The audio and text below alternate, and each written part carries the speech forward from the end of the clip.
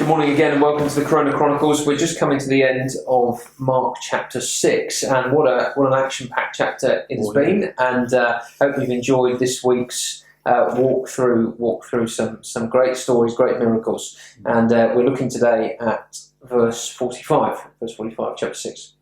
Immediately Jesus made his disciples get into the boat and go ahead of him to Bethsaida while he dismissed the crowd. After leaving them, he went up on a mountainside to pray. Later that night, the boat was in the middle of the lake and he was alone on the land.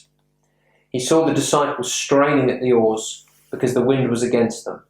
Shortly before dawn, he went out to them, walking on the lake. He was about to pass by them, but when they saw him walking on the lake, they thought he was a ghost. They cried out because they all saw him and were terrified. Immediately he spoke to them and said, "Take courage, it is I. Don't be afraid." Then he climbed into the boat with them, and the wind died down. They were completely amazed, for they had not understood about the loaves. Their hearts were hardened. When they had crossed over, they landed at Gennesaret and anchored there. As soon as they got out of the boat, people recognized Jesus. They ran throughout that whole region and carried those who were ill on mats to wherever they heard he was. And wherever he went, into villages, towns or countryside, they placed those who were ill in the marketplaces. They begged him to let them touch even the edge of his cloak, and all who touched it were healed. So, I mean, it starts off, doesn't it? Like, Jesus is making decisive, like, he's telling people to do stuff, right?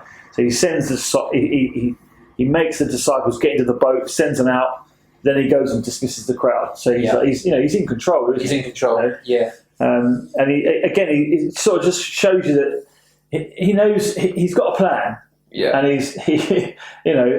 he's got a plan, and he's putting that plan into action. These 12 men, he wants them to learn stuff. He wants to show himself to them. But the only way he can do that is by sending them into perilous situations. Yeah, absolutely. And I think that's the amazing thing about this is Jesus is going to come to them in the storm. Yeah. But it's the storm he himself sent them into and organised. So, he's going to reveal something of himself in stormy seasons, which they might otherwise not have learnt. Yeah. And that's quite a hard thing to take, isn't it? It is. Because those storms can be real. Those storms can be real, And, even before we get into the story, if we think about, as you say, these real storms of suffering, storms of darkness, the storms we go through in life. This whole COVID thing. Yeah, exactly. The COVID storm. And it is in the end comforting to know that Jesus is sovereign over that and will come to meet his people during crises. Yeah. And as I say, they would, because there are things perhaps that really can only be learned about Jesus when he sends us into and then comes to meet us in the storms. Yeah. And that's what the disciples are going to learn. But I just love the sort of, you can't help but just imagine this or see this. In verse 47, the boat was in the middle of the lake. He was alone on the land. He saw the disciples straining, and it's later that night. So I just sort of picture this boat. He can see it. He's alone on the land. It's dark, but light enough to see. The boat. Yeah. You want Chris Nolan to sort of shoot that, don't you? Exactly. Wide angles. Like broody clouds. Setting sun and stuff, and he's there looking out, and he leaves him in it, doesn't he? Because it's interesting. It's not until dawn, like just before dawn, that he goes out. Yeah. So they're straining at those oars for a few hours. Right? Yeah. And he doesn't go out straight away. He says no.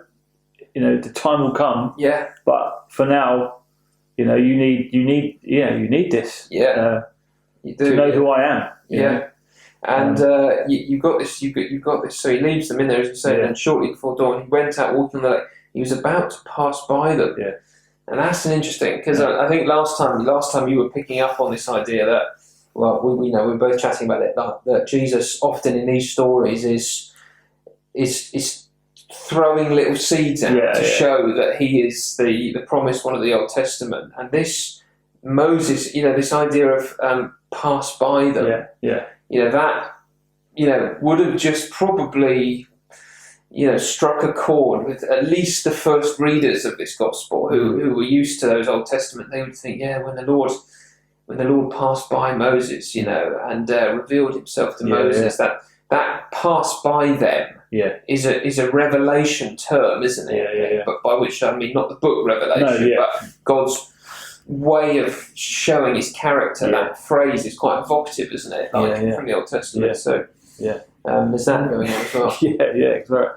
And then they think it's who is this? What is this? Like, they're scared out of their minds, aren't they? They're terrified because they think they see a ghost and they're crying out. And you think, part of me thinks, don't they remember the storm that they've just sort of recently been in? But it does also sort of kind of make me think, but they knew that he wasn't in the boat. Yes. They knew that he sent us into this on our own. Thanks, mate. Could have stopped that. They know he's not there. So again, it sort of shows that they don't think it's possible for him to come out to them where they are. And he does, which is why they're terrified. Exactly, and he does. And it's an interesting thing. Before it was a ghost. Like, if anyone knows what the first century beliefs were on ghosts, I'd be keen to hear. Did the disciples believe in ghosts? Does anyone know? And what was that? Did they have the same sort of spooky stories we have? I don't know if it's going to be. If we sort of said to them, "Is there a white sheep?" They probably would have gone. But these guys, they've seen evil spirits talking and shouting out in synagogues and stuff like that. That's a good point. But then we get the. I mean, again, I can't help but think of that old beer commercial, the beer advert. Take courage, courage best. Because that's the words, the first words out of Jesus' mouth. Take courage. It is I. Don't be afraid. I mean, those words are just tremendous. And that's the most common command from God to men in the Bible, isn't it? Don't be afraid. And you can't really obey that unless you know Jesus is with you and he's in you. He's in the boat with you. And then of course you have this. The wind died down. So as you say, calming of the storm stuff is here again. They were completely amazed. But why were they amazed? For they had not understood about the loaves, and their hearts were hardened. So this is the kind of wrong side of amazement. In other words, I think the point that's been drawn out in this story is they really, in one sense, they really ought not to have been amazed. Because they've seen and experienced enough of Jesus' miraculous power that this sort of thing shouldn't surprise them. That there still seems to be a clouding of their understanding, doesn't there? I mean, that little comment, they had not understood about the loaves, their hearts were hardened. Again, it sort of just thinks it makes you answer the question, why didn't they get it? They hadn't learned from the loaves. They hadn't, and you think, well, that's the human condition, isn't it? Without Jesus opening our eyes, without him revealing himself to us, we're hard-hearted. We don't get it. We need him to open our eyes, and that's encouraging, isn't it? Because you sort of think, you can do your best talking to someone, you can do your best trying to explain who Jesus is, and yet we know that in our own strength, in our own power, it's impossible. But God does open eyes. He does open eyes, and he does give us new hearts. And that's where this is going, isn't it? So we're coming towards Mark chapter 8, when that great confession and realization is going to be made. But still, we're supposed to get. When are we going to get? When are we going to get it? When are we going to get it? And I think there's a real.